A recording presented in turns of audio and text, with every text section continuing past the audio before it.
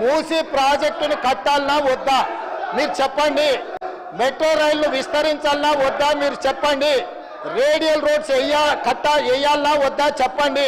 Regional ring రోడ్డును నిర్మించాలనా వద్దా మీరు చెప్పండి. హైదరాబాద్ నగరానికి గోదావరి జలాలను తరలించాలనా లేదా మీరు చెప్పండి. తెలంగాణ రాష్ట్రానికి మీరు పెట్టుబడులను తేవాలంటున్నారా వద్దంటున్నారా చెప్పండి. ఈరోజు ప్రపంచంలోనే అత్యధికంగా ఇన్ఫోసిస్ సంస్థ హైదరాబాద్లో అత్యధికంగా జాబులు ఉన్నాయి. మేము వచ్చినాక ఇన్ఫోసిస్ విస్తరించినాం, విప్రో విస్తరించినాం. మేము వచ్చినాక కాగ్నిజెంట్ను విస్తరించిపించినాం. ఆమ్జన్ బయోటెక్ కంపెనీ అమెరికాలో ఉండి ఫస్ట్ టైం హైదరాబాద్లో పెట్టుబడులు తీసుకొచ్చినాం. ఆయన 10 ఏళ్ళు మంత్రిగా ఉంటే 20,000 కోట్లు తెచ్చిండు దావోస్లో పోయి.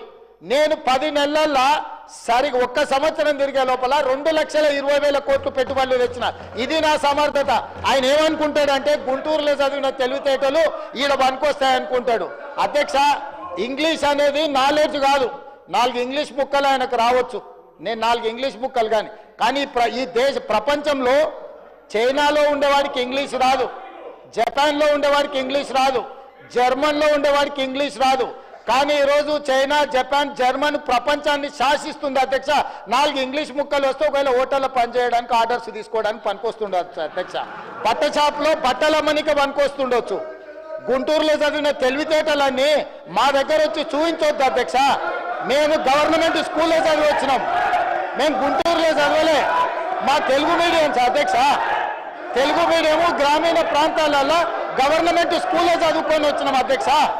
మేము గుంటూరులో పోయి చదువుకొని రాలే, ఆ తర్వాత పూనా పోలే, ఆ తర్వాత విదేశాలు తిరగనికి పోలే. మేము ఇక్కడనే పుట్టినాం, ఇక్కడనే పెరిగినాం, ఇక్కడనే చదువుకున్నాం. లోకల్ పరిజ్ఞానంతో పనిచేస్తున్నాం అధ్యక్ష. ప్రజల బాధ తెలిసిన వాళ్ళం అధ్యక్ష. మేము 4 ఇంగ్లీష్ ముక్కలు వచ్చినంత మాత్రాన అదేదో గొప్పతనం అని దాని మీద ఏదో పెద్ద ఉపన్యాసాలు ఇచ్చి దాన్ని చూపించి ఏదో సాధించినామని. కాబట్టి ప్రపంచంలో అత్యధికంగా ప్రపంచాన్ని శాసిస్తున్నది చైనా, జపాన్, జర్మన్. ఆ దేశంలో ఎవరికేం ఇంగ్లీష్ రాదు, కానీ వాళ్ళు ప్రపంచాన్ని శాసిస్తున్నారు ఆర్థిక వ్యవస్థను. అట్లాంటిది ఈరోజు తెలంగాణ రాష్ట్రంలో ఒక రైతు కుటుంబం నుంచి వచ్చి గ్రామీణ ప్రాంతాల నుంచి వచ్చి గవర్నమెంట్ స్కూల్లో తెలుగు మీడియంలో చదువుకున్న నేను ముఖ్యమంత్రి అయితే ఎందుకు మీకు కడుపుమంట? ఏందా బాధ? అసలు కళ్ళల్లో నిప్పులు పోసుకుంటారు అధ్యక్ష. నేను కనిపించగానే ఆయననే చూడనికనే వస్తలేడు, చూస్తే అదేదో పాపమైంది అన్నట్టు. కాబట్టి ఇప్పటికైనా దయచేసి ఈ 5 ఏళ్ళు కాదు వచ్చే 5 ఏళ్ళు కూడా, ఈ 5 ఏళ్ళు కాదు వచ్చే 5 ఏళ్ళు కూడా మేమే ఉంటాము.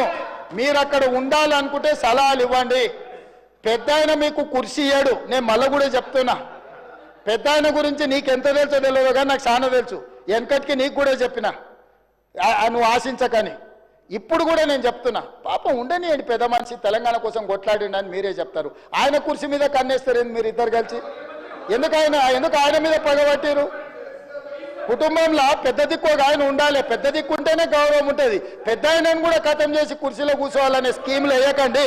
ఇంతకుముందే నేను కాగితం తెచ్చిస్తే ఏందో అనుకున్నా, మా వాళ్ళు చెప్తున్నారు గతంలో నేపాల్ యువరాజు దీపేంద్ర తన కుటుంబంలోని 8 మందిని AK-47 పెట్టి కాల్ చేసిందట, పదవి ఇయ్యలేదని. నేపాల్ రాజు వాళ్ళ పిల్లగాడు కుటుంబంలో పదవులు ఇస్తలేరని రాత్రి డిన్నర్కి పిలిచి AK-47 పెట్టి ఇంట్లో ఉన్న వాళ్ళందరినీ AK-47 పెట్టి కాల్ చేసిండట. అట్లాంటి పరిస్థితులు తెలంగాణలో రాకుండా చూడండి అధ్యక్ష.